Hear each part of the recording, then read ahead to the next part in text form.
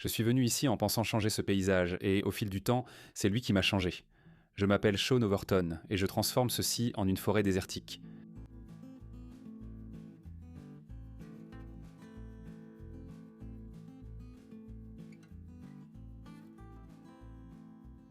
Il y a quelques épisodes, j'ai répété ma phrase habituelle au ranch. Agissons comme si 100 000 personnes nous observaient. La plus grande leçon de ce projet, c'est qu'essayer de viser le minimum pour être efficace est en réalité extrêmement inefficace. J'ai changé d'avis sur la façon dont j'aborde les projets en général, je n'essaie plus d'atteindre seulement les objectifs minimums. J'essaie de m'assurer de réussir, et que réussir est plus important que de réussir avec un minimum d'efforts. C'est cette mentalité très américaine qui me pousse à vouloir être efficace tout le temps.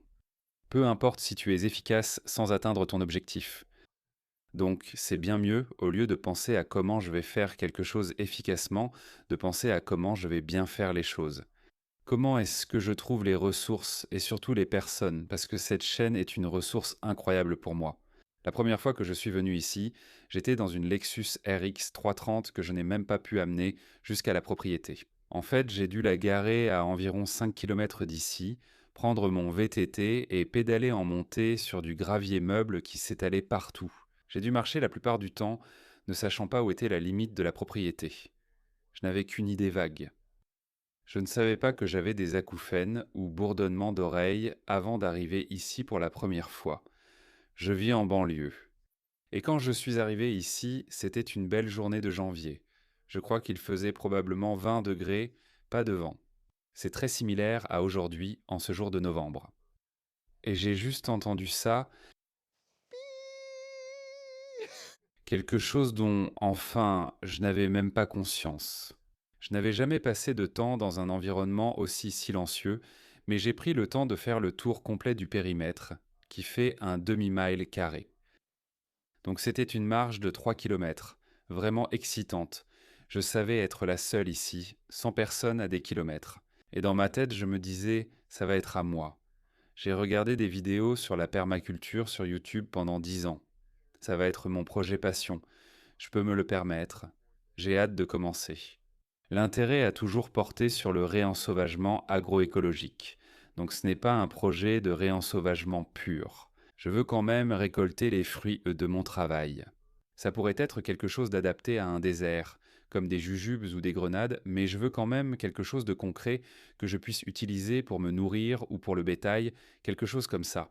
Ce n'a jamais été un projet hors réseau ou d'autosuffisance. J'ai toujours voulu simplement réaliser quelque chose de très difficile.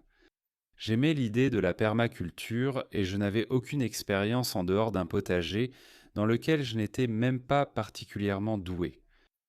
C'est justement la difficulté qui m'attire. Pour donner le meilleur de moi-même, je dois savoir que ce sera dur.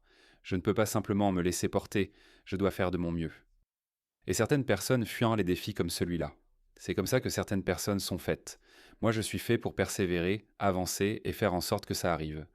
Ce qui m'a poussé à faire ça, c'est ce que j'aime appeler un stress post-traumatique professionnel, où j'avais travaillé sur un projet international très médiatisé.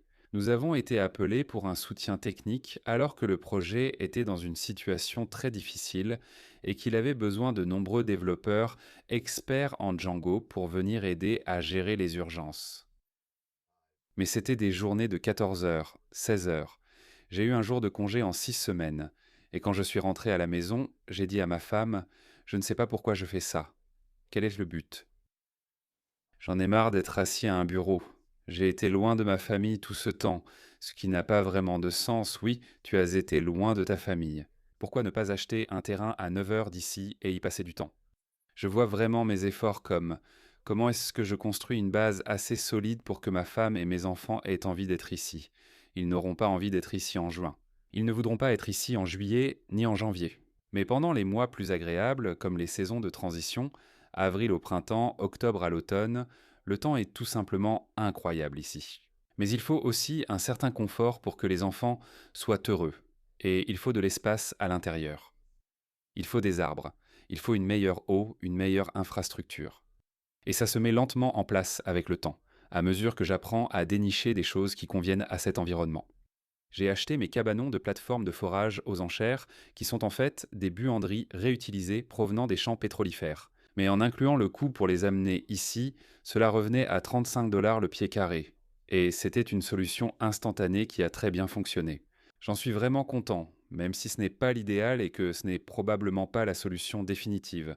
Mais je suis sûr qu'on trouvera toujours une utilité à ces bâtiments. À mesure que j'obtiens plus d'espace intérieur comme ça et que je nettoie les buanderies qui ont subi des dégâts d'eau et où l'isolation est exposée, ça crée une autre pièce où ma femme et mes enfants peuvent passer du temps, et ça peut mener à une cuisine intérieure, ce que je vais désespérément vouloir en janvier. Cet élan se construit lentement de lui-même au fil du temps. Et j'en ai déjà parlé dans le passé d'un volant d'inertie où on commence juste à le faire tourner et on a l'impression que l'élan n'est même pas perceptible. Mais à mesure que vous commencez à prendre de l'élan et que vous avez fait quelques tours, ça va de plus en plus vite jusqu'à ce que ça prenne vie tout seul. Mes rêves n'ont jamais été aussi précis, du genre je vais commencer une plantation d'agaves ou un verger de jujubier. Ce n'a jamais été aussi clair. Je savais juste que je voulais que ça implique des arbres. Et la raison pour laquelle j'ai choisi cette région en particulier, c'est à cause d'un voyage que j'ai fait avec des amis de l'église à Big Bend. En 2018, où nous avons parcouru le parc en voiture, et j'ai remarqué l'érosion terrible et à quel point cette région subit clairement de fortes pluies. Et j'ai appris que l'ouest du Texas a une mousson d'été.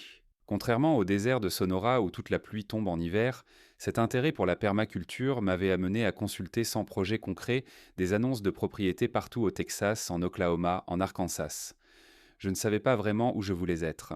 Mais après être allé à Big Bend, j'ai décidé, tu sais quoi, j'aime vraiment l'ouest du Texas. J'aime la culture, l'excentricité, j'aime les prix, j'aime les grands espaces.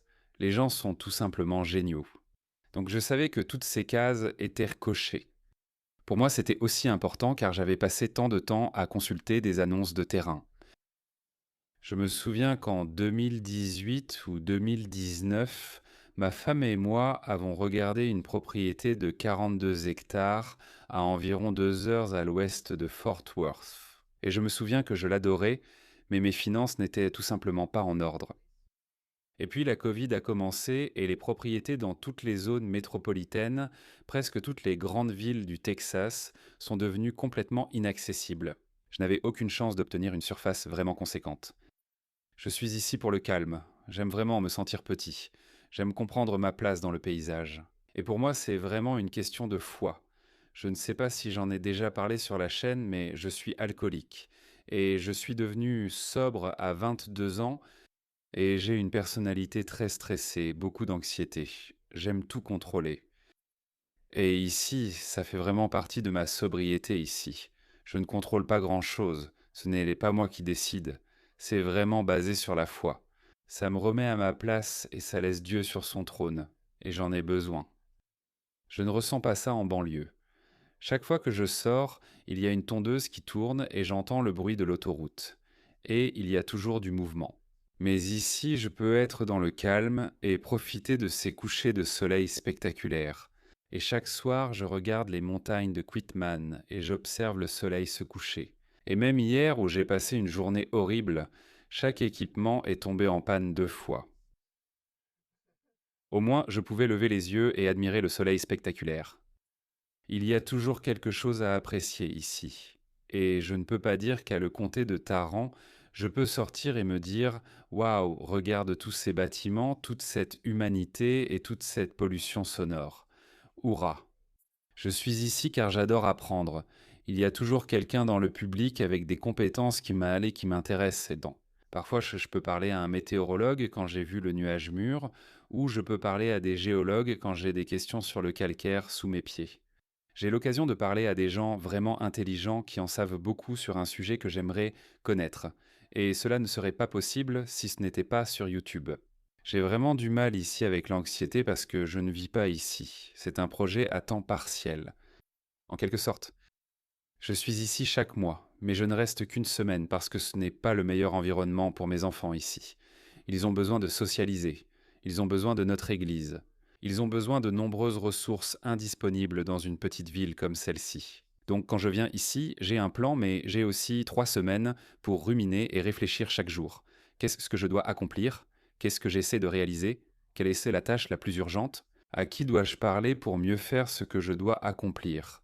Et c'est incroyablement stressant parce qu'il y a un peu trop de temps pour réfléchir. Je pense que si j'avais 2 semaines ici et 2 semaines chez moi, je serais beaucoup plus efficace. Ce serait le juste équilibre entre réfléchir et passer à l'action. Mais ça ne convient pas à ma situation. Ce que ça a fait, c'est que ça m'a rapproché beaucoup plus de ma femme et de mes enfants parce que je suis absent pendant une semaine. Donc, quand je suis à la maison, au lieu que ce soit juste un autre jour, ce jour-là devient précieux. Ça m'a rendu beaucoup plus réfléchi dans mon rôle de père. J'embrasse mes enfants chaque matin dès qu'ils sortent de leur chambre. Je partage les repas avec eux. Je ne me laisse pas simplement submerger par mes soucis ou mes bêtises parce que je sais que je vais être loin d'eux pendant une semaine. Et je vais détester cette partie-là, mais d'une certaine manière, c'est nécessaire parce que ça me fait apprécier ce que j'ai. Et c'est pareil avec ma femme, j'avais l'habitude d'être tout le temps avec elle. Mais maintenant, quand je viens ici, j'ai vraiment hâte de lui parler ce soir. Je fais vraiment attention à lui dire bonjour mon amour. C'est la première chose que je fais chaque jour. J'envoie un message à ma femme et je lui écris la même chose tous les jours. Ça me pousse à être beaucoup plus réfléchi parce que ça me fait apprécier le temps que j'ai. Et je ne peux pas dire que je recommanderais de passer du temps loin de sa famille comme moyen de se rapprocher de sa famille, mais c'est comme ça que ça a fonctionné pour moi. C'est tellement physique ici. C'est difficile à décrire parce que même si on a du matériel lourd, tout ce qui est sur le matériel lourd pèse une tonne. Nous devons déplacer des rochers qui pèsent très lourd. Et ce que je remarque, c'est que je suis beaucoup plus raide. Par exemple, chez moi, je m'étire pas mal et je fais quelques exercices de mobilité. Mais ici, comme je dois rester assis longtemps dans la voiture, ça me raidit les muscles. C'est vraiment dur pour le corps, mais je dors aussi comme une souche. Donc c'est différent parce que quand je suis chez moi, j'ai cette anxiété à propos de choses que je ne peux pas encore contrôler parce que je planifie des projets pour le ranch. Mais une fois que je suis ici, je travaille tellement dur et tellement longtemps qu'à la fin de la journée, je suis épuisé. L'heure du coucher approche et je réfléchis à ma journée. Comment accomplir un maximum de choses tout en profitant? Ce projet, à bien des égards, est devenu mon travail. Ce n'est pas la meilleure décision financière, ou ça ne l'a pas été, de passer autant de temps à développer cela à la fois comme projet et comme chaîne YouTube. Bien que cela change avec le temps, pour ceux d'entre vous qui soutiennent mes sponsors, c'est la raison pour laquelle je peux consacrer du temps à faire cela. Je suis allé au Vid Summit en septembre à Irving, au Texas, qui est une banlieue de Dallas. Et j'ai rencontré beaucoup d'autres youtubeurs qui ont tous eu des expériences similaires où ils ont commencé leur chaîne par passion. Et puis ça finit par avoir sa propre dynamique, et ensuite ça se transforme en prison. Où tu as cette dynamique et tu as commencé par passion, puis ça devient ton revenu, puis c'est ton travail, et tu perds la passion. J'essaie vraiment de faire très attention pour ne pas me laisser aspirer par la course effrénée parce que quand je suis ici, et surtout quand je ne filme pas parce que j'ai assez de contenu, j'adore ça. C'est tellement amusant d'être ici, mais filmer, ça ressemble à une corvée de raconter une histoire chaque semaine. Je vais être honnête, ça ressemble à une corvée. J'essaie de lire autant de commentaires que possible, mais je pourrais passer des heures et des heures chaque semaine à lire les commentaires, et je ne pourrais quand même pas répondre à tout le monde. Honnêtement, je me sens fatigué. La plupart des gens qui commandent sur la chaîne sont gentils et bien intentionnés. Et puis, certaines personnes veulent t'attaquer, ce à quoi je savais que je m'exposais. J'encaisse mieux que la plupart des gens, mais cela m'atteint quand même avec le temps. Donc, si je ne réponds pas à un commentaire, ce n'est pas par indifférence. Je dois protéger ma santé mentale. Parfois, j'ai déjà répondu 500 fois au même commentaire et j'en ai assez d'y répondre. Donc pour moi, c'est comment faire des dust-ups, tout en restant fidèle à ce que je veux vraiment faire et à ce que j'ai toujours eu en tête, c'est-à-dire le réensauvagement agricole, sans me laisser aspirer par la course effrénée. Et je suis encore en train de chercher comment y arriver. J'ai eu une panne d'équipement aujourd'hui, un pneu crevé sur un camion neuf. Et Daniel me ramenait de cet endroit jusqu'au ranch. Il y a un endroit sur la route qu'on appelle le triangle des Bermudes du matériel, où si quelque chose doit tomber en panne, c'est presque toujours dans ce tronçon entre la route départementale et ce ranch. J'ai eu une panne de mini-chargeuse, ce qui a été ma toute première et très rude introduction aux engins. Je pensais que j'allais amener une mini chargeuse ici et faire une quelconque différence sur 130 hectares en une semaine.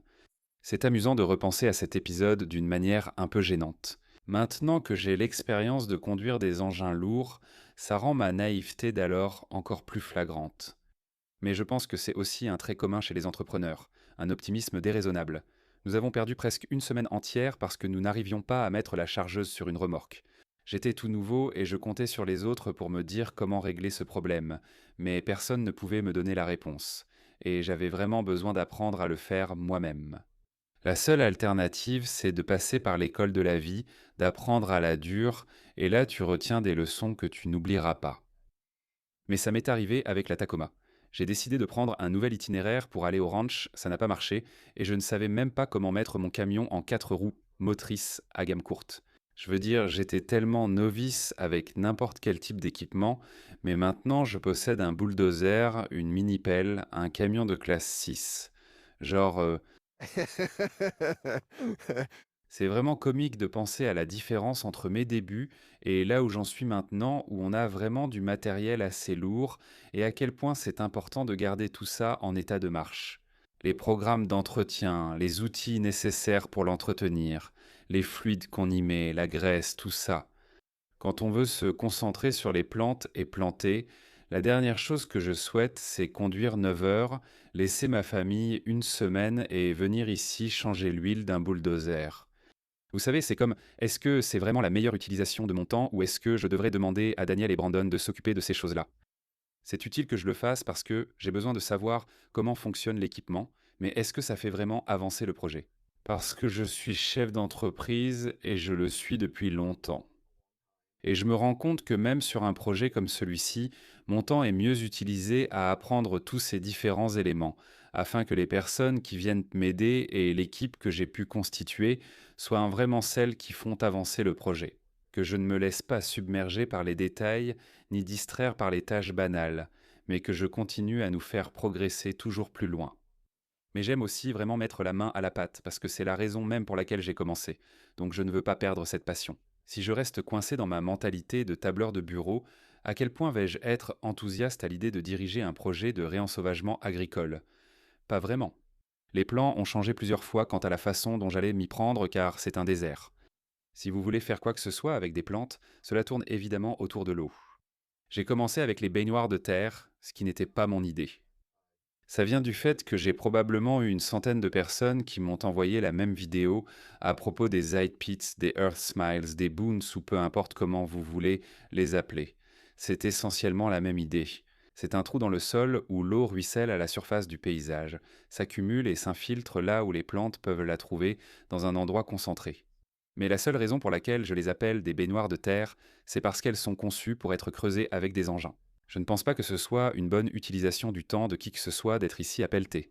Il est beaucoup plus logique de creuser avec des machines, et les machines ne creusent pas de petits cercles. C'est beaucoup plus facile d'utiliser une mini-pelle, ou, comme je l'ai appris quand nous avons creusé notre latrine, une seule pelletée d'un chargeur compact suffit à faire la taille de la baignoire adaptée à ce paysage. Mais quand j'ai essayé de semer, j'ai décidé de simplement semer les graines à la volée. C'est ce qu'on fait quand on fait pousser des plantes, non? On jette les graines. Et non, en fait, c'était juste de la nourriture très chère pour les rats et les oiseaux. Et j'ai eu un peu de sorgho qui a poussé, ce qui m'a montré que, ok, ça marche. Et on a eu de bonnes pluies cette année-là. Donc les graines qui n'ont pas été mangées ont très bien poussé. Et c'était très encourageant. Mais maintenant, cette deuxième année, je suis content d'avoir laissé tomber les baignoires en terre parce que je ne sais même pas comment j'aurais pu produire du contenu. Il n'y a pas grand-chose à montrer quand il n'y a pas de pluie. C'est une sécheresse exceptionnelle cette année. Nous avons eu 5 pouces de pluie et ma moyenne devrait être de 12. C'est assez grave.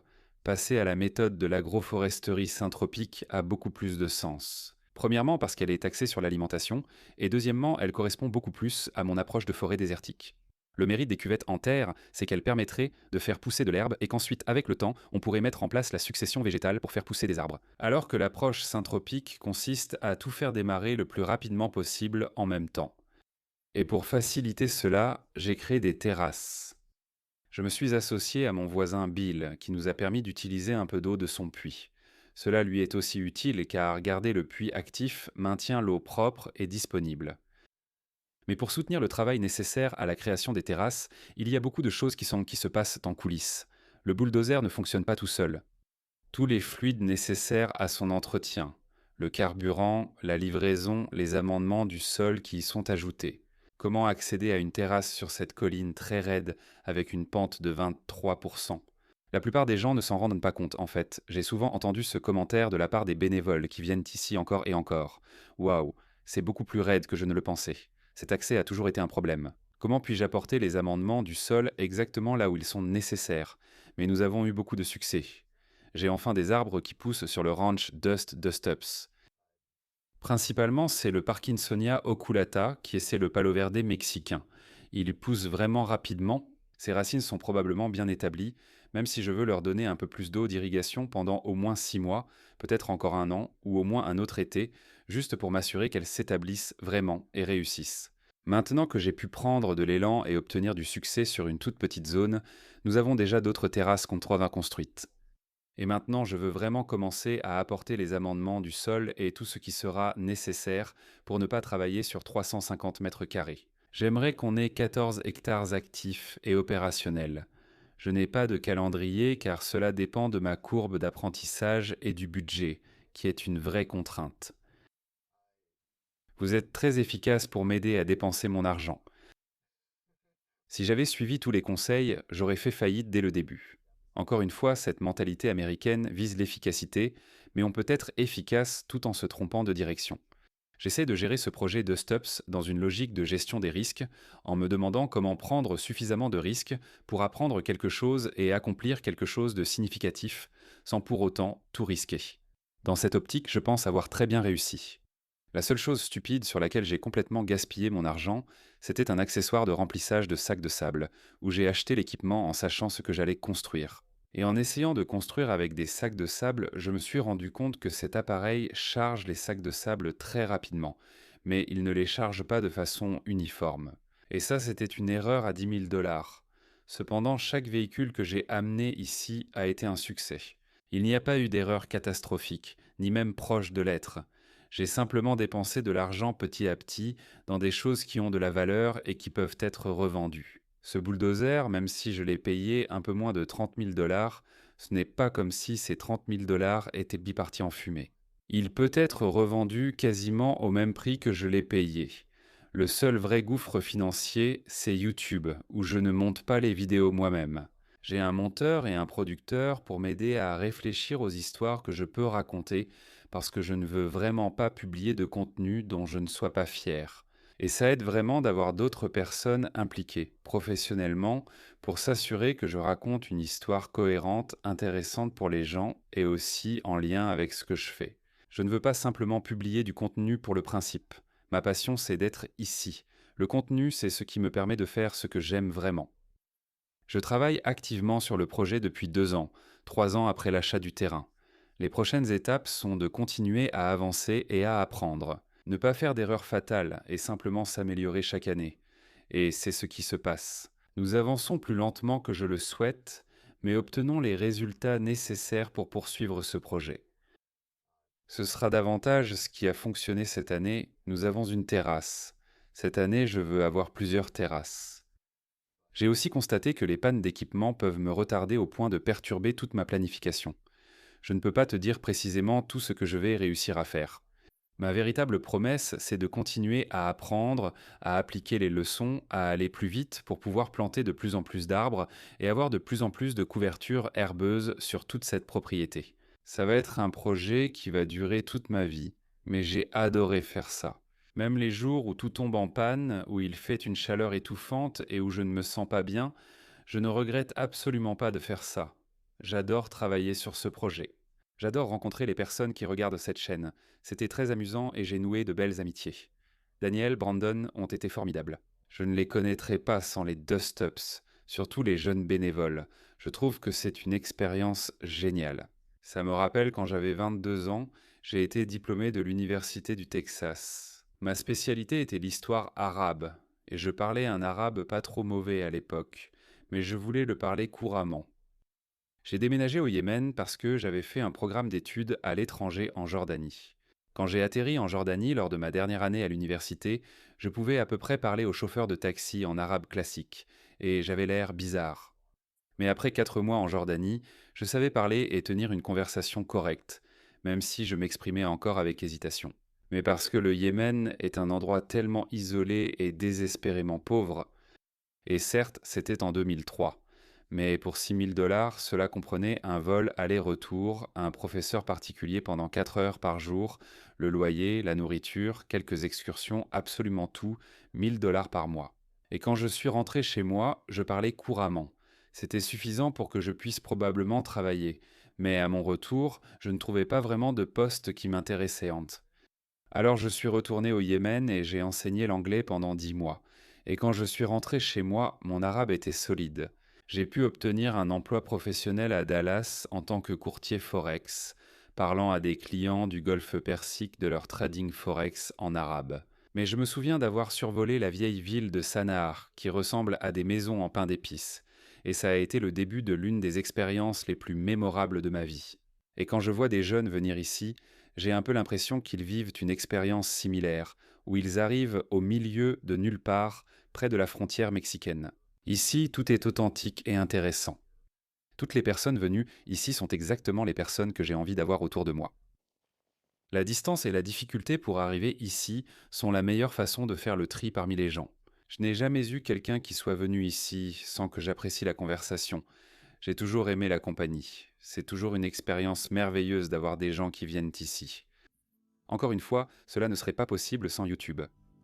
Pour 2025, j'espère voir plus de ce qui marche et moins de ce qui ne marche pas. Rencontrer plus de gens et mieux planifier.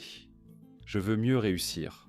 Et je ne veux pas prendre de risques comme sur les terrasses, où nous avions de très faibles taux de germination parce qu'il ne pleuvait pas. Derrière moi se trouve une pépinière que nous avons construite pour faire pousser des arbres et anticiper la saison. Je suis vraiment enthousiaste pour la prochaine saison de croissance, mais ce n'est pas ce qui m'attend tout de suite.